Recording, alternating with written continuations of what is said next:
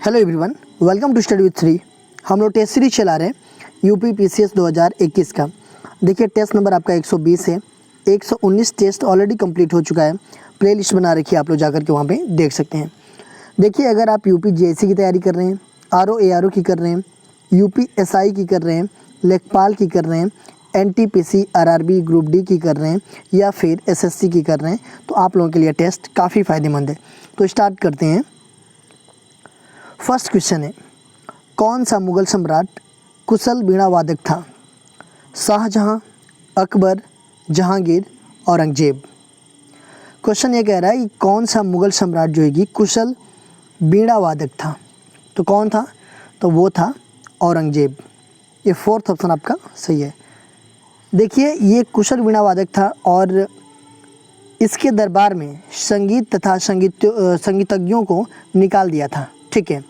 लेकिन औरंगजेब के ही कार्यकाल में फारसी भाषा में भारतीय शास्त्रीय संगीत पर सर्वाधिक पुस्तकें लिखी गई थी। नेक्स्ट क्वेश्चन देखते हैं। गोल गुंबज किसका उदाहरण है? तुगलक शाही स्थापत्य कला का, निजाम शाही स्थापत्य कला का, आदिल शाही स्थापत्य कला का, मुगल कालीन स्थापत्य कला का। देखिए गोल गुंबज ये किसका उदाहरण है? तो ये उदाहरण है आपका आदिल शाही स्थापत्य कला का। ये थर्ड ऑप्शन आपका सही है। देखिए गोल गुंबज कहाँ पे है? तो ये है आपका बीजापुर में, ठीक है। और ये जो है कि आदिल शाह का ये मकबरा है, ठीक है। देखिए ये ऐसी शैली से बना है जिस पर तुर्की कला के आदर्शों का अत्यधिक प्रभाव है। नेक्स्ट क्वेश्चन देखते हैं। विजयनगर राज्य की स्थापना का उद्देश्य था उद्योगों के उत्पादन में वृद्धि, हिंदू हितों की रक्षा, नए राज्य की स्थापना, निर्यात में वृद्धि। विजयनगर राज्य की स्थापना का उद्देश्य पूछा जा रहा है, तो क्या उद्देश्य था? तो हिंदू हितों की रक्षा इसका उद्देश्य था। सेकंड ऑप्शन आपका सही है। देखिए विजयनगर ये जो है इसकी स्थापना किसने किसने किया था?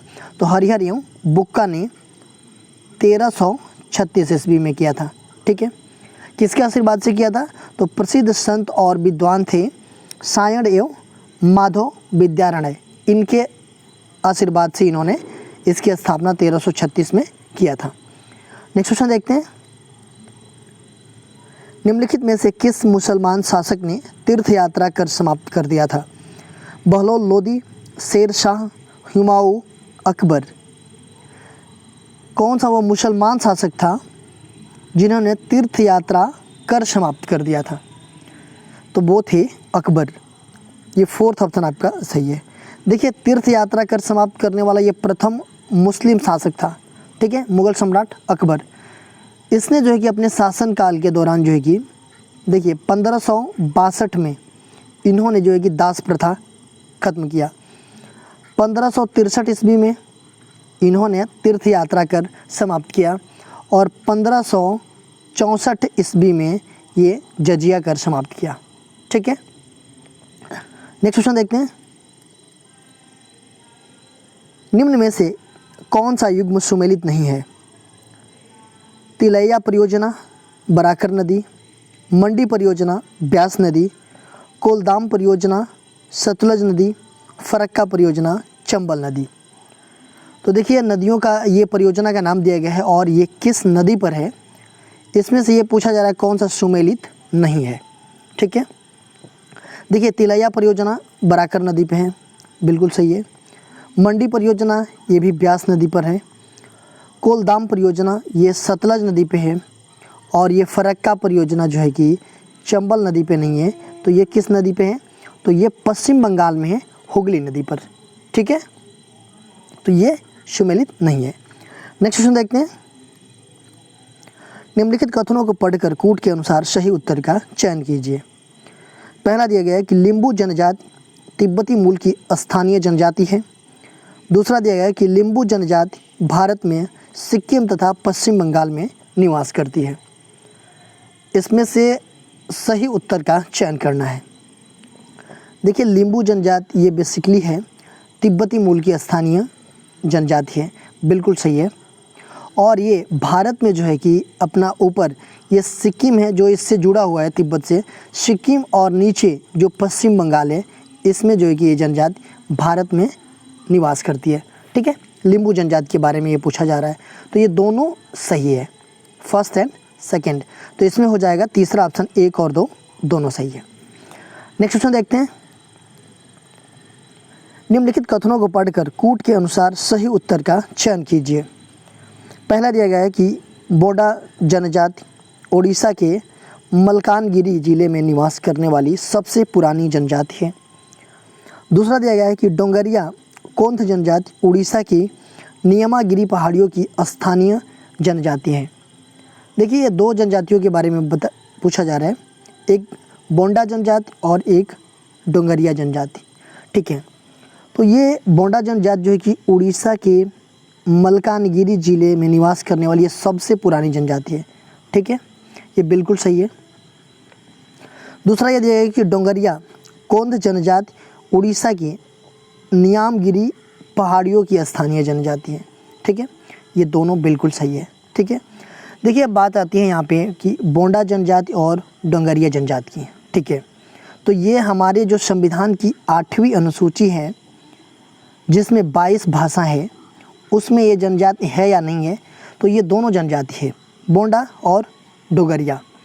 ये जो है कि कब ऐड किया गया था, तो ये 92वां संविधान संशोधन हुआ था 2003 में, उसमें जो है कि ये बोंडा और डोंगरिया जनजाति को ऐड किया गया था। ठीक है, देखिए इसके साथ जो है ना कि 2003 में जब 92वां संविधान संशोधन हुआ था उसमें 4 मतलब भाषाओं का मतलब वो किया गया था। ठीक है, ये भाषा भी है, मतलब ये जनजाति बोलती हैं ये भाषा। ठीक है, तो ये देखिए बोडा जनजाति बोडो, ठीक है, बोडा जनजाति बोडो और डोंगरी, ये मैथिली और संथाली, ये 4 ऐसी भाषा थी जो कि 2003 में 92वां संविधान संशोधन के में जोड़ी गई थी। ठीक है, नेक्स्ट क्वेश्चन देखते हैं। देखिए तो इसमें हो जाएगा 1 और 2 दोनों सही है। ठीक है, निम्नलिखित कथनों को पढ़कर कूट के अनुसार सही उत्तर का चयन कीजिए। एशियाई शेर प्राकृतिक रूप से सिर्फ भारत में पाया जाता है। दूसरा यह दिया गया कि भारत में एशियाई शेर का प्रमुख आवासीय क्षेत्र गिर नेशनल पार्क गुजरात को माना जाता है। देखिए एशियाई शेर के बारे में बात की जा रही है, तो एशियाई शेर जो है कि सिर्फ भारत में ही पाया जाता है, बिल्कुल सही है ये। और ये भारत में कहाँ पे पाया जाता है, जो कि गिर नेशनल पार्क है कहाँ पे, ये गुजरात में। तो प्रमुख आवासीय क्षेत्र जो है कि गिर नेशनल पार्क है एशियाई शेरों का। तो पहला भी सही है और दूसरा भी सही है, तो ये हो जाएगा 1 और 2 दोनों सही है, थर्ड ऑप्शन। नेक्स्ट क्वेश्चन देखते हैं। निम्नलिखित शैल तंत्रों में कौन भारत के कोयला निचयों का मुख्य स्रोत है? धारवाड़ तंत्र, कुडप्पा तंत्र, बिंध्य तंत्र, गोंडवाना तंत्र। देखिए कोयला नीचों के बारे में पूछा जा रहा है कि इसका मुख्य स्रोत कौन सा तंत्र है। ठीक है, तो देखिए जो गोंडवाना तंत्र है ये जो है कि आपका यहाँ से लगभग 98% कोयला जो है कि इसी संरचना से प्राप्त होता है। ठीक है, और ये गोंडवाना तंत्र है, इसका निर्माण जो है कि कार्बोनीफेरस काल में हुआ है। ठीक है, देखिए धारवाड़ तंत्र की हम बात करें तो ये भारत में पाई जाने वाली चट्टानों में आर्थिक दृष्टि से सबसे महत्वपूर्ण है ये धारवाड़ तंत्र। ठीक है, जितनी भी धातुएं हैं ना लगभग इसी तंत्र में पाई जाती हैं। ठीक है, कुडप्पा तंत्र की बात करें हम तो ये भी आर्थिक दृष्टि से थोड़ा कम महत्वपूर्ण है, ये तो बहुत ज़्यादा है लेकिन ये थोड़ा कम है। यहाँ पे भी कुछ धातुएं पाई जाती है जैसे लोहा, मैग्नीज, एस्बेस्टस, तांबा, कोबाल्ट, ये सब यहाँ पे भी मिलता है। आती है बात विंध्य तंत्र की। ठीक है, इसमें जो है कि बलुआ पत्थर जो कि लाल रंग का होता है, ठीक है, वो पाया जाता है।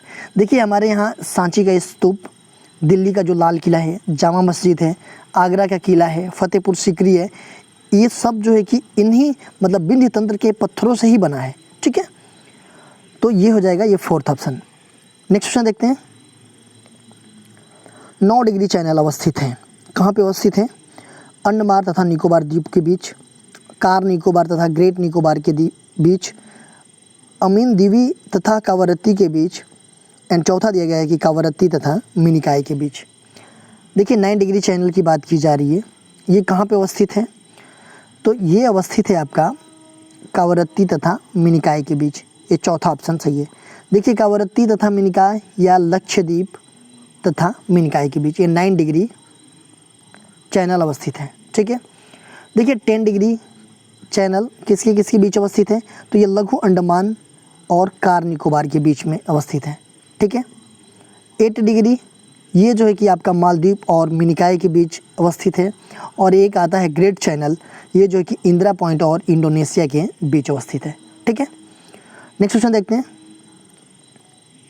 सूची फर्स्ट को सूची सेकंड से सुमेलित कीजिए तथा सूचियों के नीचे दिए गए कोड का उपयोग करके सही उत्तर का चयन कीजिए।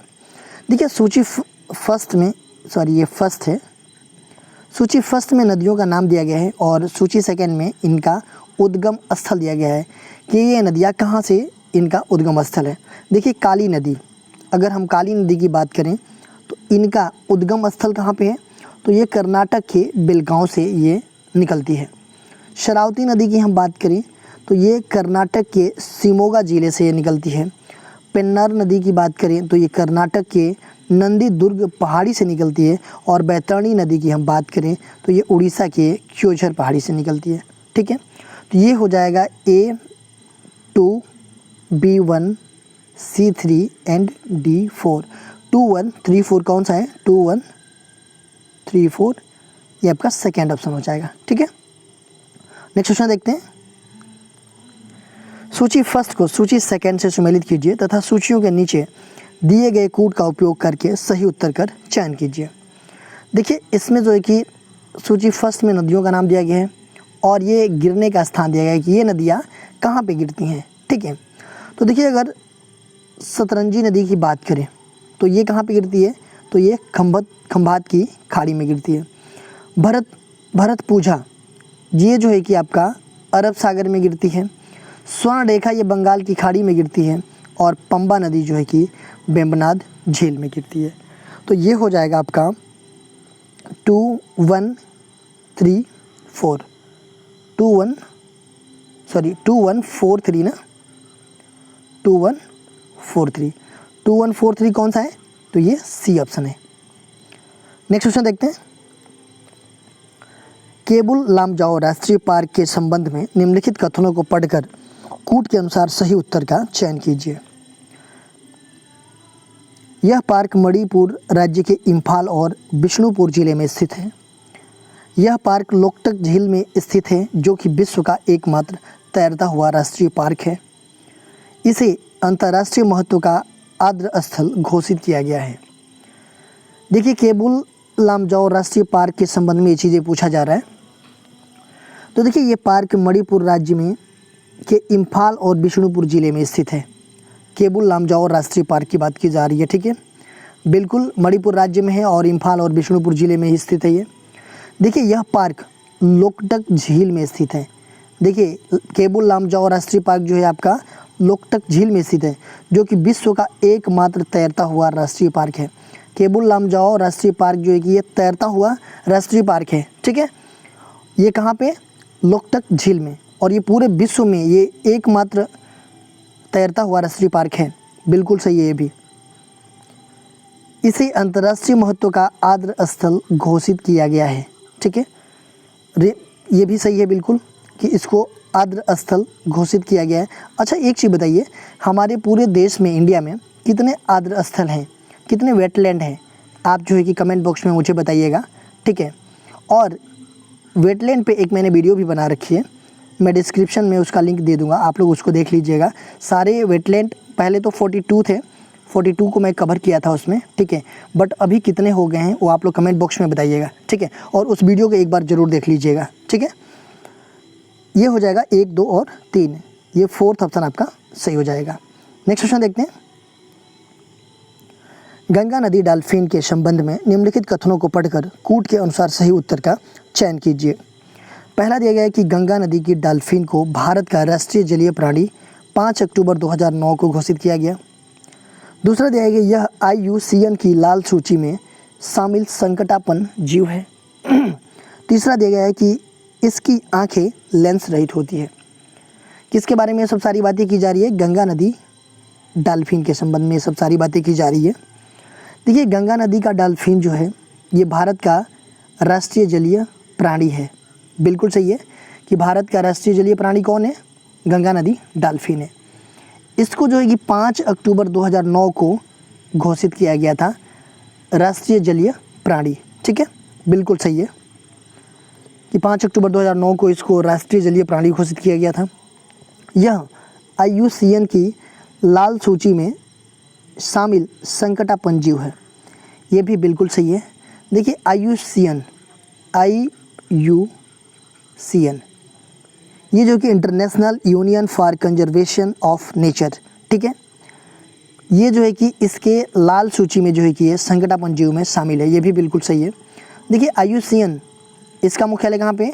तो इसका मुख्यालय जो है कि इंग्लैंड स्विट्जरलैंड में, और इसका स्थापना हुआ था 5 अक्टूबर 1948 को। ठीक है, IUCN को। इसकी आंखें लेंस रहित होती है। गंगा नदी डॉल्फिन की जो आंखें हैं वो लेंस रहित होती है। ये भी आपका सही है। तो ये हो जाएगा 1, 2 और 3, ये तीनों सही है। नेक्स्ट क्वेश्चन देखते हैं। भारत के चांगपा समुदाय के संदर्भ में निम्नलिखित कथनों पर विचार कीजिए। यह मुख्यतः राजस्थान राज्य में रहते हैं। ये अच्छे किस्म का ऊन देने वाले पश्मीना बकरियों को पालते हैं। इन्हें अनुसूचित जनजातियों की श्रेणी में रखा गया है। देखिए, इसमें से चांगपा समुदाय के संदर्भ में इस पे विचार करना है कि कौन सा सही है। ठीक है, तो ये चांगपा समुदाय ये मुख्यतः राजस्थान राज्य में रहते हैं। ये गलत है, राजस्थान राज्य में ये नहीं रहते हैं। ये मुख्यतः जो है कि जम्मू कश्मीर और लद्दाख रीजन में ये पाए जाते हैं। ठीक है, तो पहला हो जाएगा गलत। ये अच्छे किस्म का ऊन देने वाले पश्मीना बकरियों को पालते हैं। ठीक है, बिल्कुल सही है ये। तीसरा ये बताया गया है कि इन्हें अनुसूचित जनजातियों की श्रेणी में रखा जाता है। ये भी सही है। देखिए, भारत सरकार ने चांगपा समुदाय को अनुसूचित जनजाति की श्रेणी में रखा है, तो ये भी सही हो जाएगा। तो पहला गलत है आपका, दूसरा और तीसरा सही है। तो ये हो जाएगा दूसरा ऑप्शन, केवल 2 और 3 सही है। नेक्स्ट क्वेश्चन देखते हैं। निम्नलिखित कथनों को पढ़कर कूट के अनुसार सही उत्तर का चयन कीजिए। कार्डामम पहाड़ियाँ तमिलनाडु एवं केरल की सीमा पर मालाबार तट के समानांतर हैं। दूसरा दिया है कि महादेव पहाड़ियाँ मध्य प्रदेश में विस्तृत सतपुड़ा पर्वत का विस्तारित भाग है। इसमें से सही उत्तर का चयन करना है। देखिए, कार्डामम पहाड़ियाँ ये कहाँ पे हैं? तमिलनाडु और केरल की सीमा पर जो मालाबार तट है उसके समानांतर हैं ये कार्डामम पहाड़ियाँ। ठीक है, बिल्कुल सही है। दूसरा दिया है कि महादेव पहाड़ियाँ ये कहाँ पे? तो ये मध्य प्रदेश में विस्तृत सतपुड़ा पर्वत का विस्तारित भाग है। ठीक है, महादेव पहाड़ियाँ मध्य प्रदेश में ही है, और ये किसका विस्तृत है? तो ये सतपुड़ा पर्वत का विस्तारित भाग है। ये भी सही है आपका। ठीक है, तो पहला और दूसरा दोनों सही हो जाएगा, थर्ड ऑप्शन। नेक्स्ट क्वेश्चन देखते हैं। निम्नलिखित कथनों को पढ़कर कूट के अनुसार सही उत्तर का चयन कीजिए। मालदीव तथा लक्षद्वीप को 8 डिग्री चैनल अलग करता है। दूसरा दिया गया है कि 10 डिग्री चैनल एक संकीर्ण जलीय भाग है जो कि भारत के बंगाल की खाड़ी में अवस्थित है। इसमें से सही उत्तर का चयन करना है। देखिए, अभी हम लोगों ने पढ़ा था 8 डिग्री चैनल जो है कि किसको अलग करता है? तो ये करता है आपका किसको? मालदीव और मिनिकॉय को नहीं, हाँ, मालदीव और मिनिकॉय को अलग करता है। ये मालदीव और लक्षद्वीप को नहीं अलग करता है। ठीक है, 8 डिग्री चैनल। तो ये जो है कि आपका गलत हो जाएगा। 8 डिग्री चैनल किसको करता है? तो मालदीव तथा मिनिकॉय को। दूसरा है कि 10 डिग्री चैनल एक संकीर्ण जलीय भाग है जो कि भारत के बंगाल की खाड़ी में अवस्थित है। देखिए, 10 डिग्री चैनल किसको अलग करता है? तो ये करता है आपका लघु अंडमान और कार निकोबार को, और लघु अंडमान और कार निकोबार कहाँ पे? तो बंगाल की खाड़ी में ही अवस्थित है। ठीक है, तो ये हो जाएगा सही। एक गलत है और दूसरा सही है, तो केवल हो जाएगा 2। नेक्स्ट क्वेश्चन देखते हैं। सूची फर्स्ट को सूची सेकंड से सुमेलित कीजिए तथा सूचियों के नीचे दिए गए कूट का उपयोग करके सही उत्तर का चयन कीजिए। देखिए, सूची फर्स्ट में आपका पर्वतीय नगर दिया गया है और सूची 2 में राज्य दिया गया है। ये पर्वतीय नगर किस राज्य में अवस्थित है? तो देखिए कुन्नूर की बात की जाए तो ये कुन्नूर पर्वतीय नगर कहाँ पे अवस्थित है? तो ये तमिलनाडु में ही है।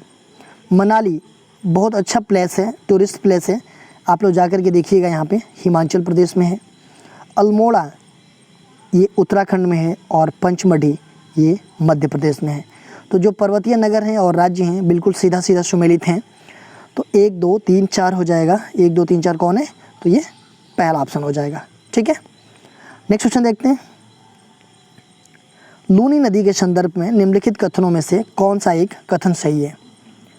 यह बहकर कच्छ की खाड़ी में जा मिलती है, यह बहकर खंभात की खाड़ी में जा मिलती है, यह पाकिस्तान में से बहते हुए सिंधु की एक सहायक नदी में विलीन हो जाती है, यह कच्छ के रन की दलदली भूमि में लिप्त हो जाती है। देखिए लूनी नदी के बारे में ये बात की जा रही है। लूनी नदी के बारे में ये समझ लीजिए, ये राजस्थान के अरावली श्रेणी के अजमेर के पास से निकलती है। ठीक है, तो ये कहाँ से ये बोला जा रहा है कि यह बहकर कच्छ की खाड़ी में जा मिलती है, खंभात की खाड़ी में जा मिलती है? तो नहीं, ये राजस्थान के अरावली श्रेणी के अजमेर के पास से निकलती है और कहाँ पे ये जा गिरती है? तो कच्छ के रन के दलदली भूमि में लुप्त हो जाती है। तो कच्छ के रन के दलदली भूमि कहाँ है? ये 4th ऑप्शन है। तो यहाँ पे ये लुप्त हो जाती हैं।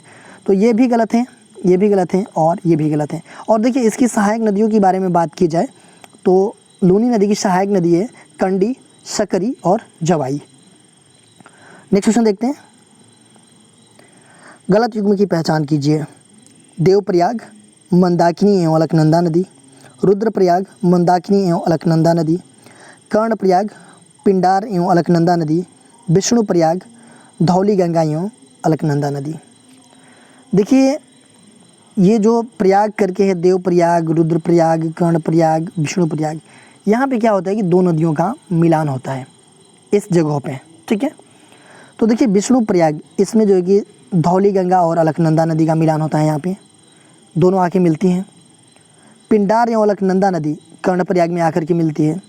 मंदाकिनी एवं अलकनंदा नदी ये रुद्रप्रयाग में आकर के मिलती है। ठीक है, देवप्रयाग में जो है कि कौन कौन सी नदियाँ मिलती हैं?